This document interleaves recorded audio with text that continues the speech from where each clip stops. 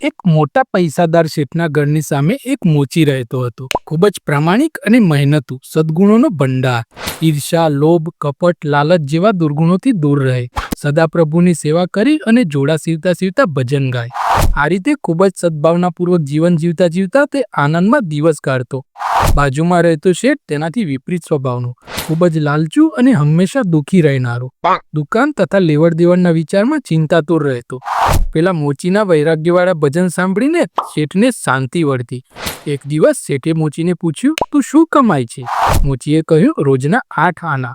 જેટલું કમાવ તે પ્રમાણે મારે ખર્ચ છે. શેઠે કહ્યું, તારા ભજનથી મને બહુ આનંદ થાય છે, માટે હું તને 50 રૂપિયા આપું છું. મેં જો દવા કરાવી હોત તો પણ એટલું ખર્ચ તો થાત અને આટલો આનંદ મળતો નહીં. મોચીને રૂપિયા મળ્યા એટલે તેને સાચવવાની ચિંતામાં તે પડ્યો.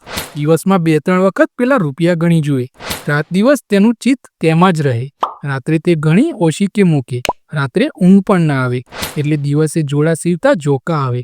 તે ભજન ગાવાનું પણ ભૂલી ગયો. તે પૂર્વજન્મનું સંસ્કારી હોવાથી સમજી ગયો કે આ બધાનું કારણ 50 રૂપિયા છે. તેથી શેઠને ત્યાં જઈને રૂપિયા આપી આવ્યો અને શેઠને કહ્યું, તમે તે બીજે વાપરજો. પછી મોચી પાછો પોતાના ધંધે વળગ્યો અને પહેલાની માફક ભજન લલકારવા લાગ્યો. શેઠ પણ ફરીથી તેના વૈરાગી ભજન સાંભળવાથી ચિંતામુક્ત થયા. તો મિત્રો, હવે તમે જ નક્કી કરો કે ધનવાન થવું સારું કે ગરીબ.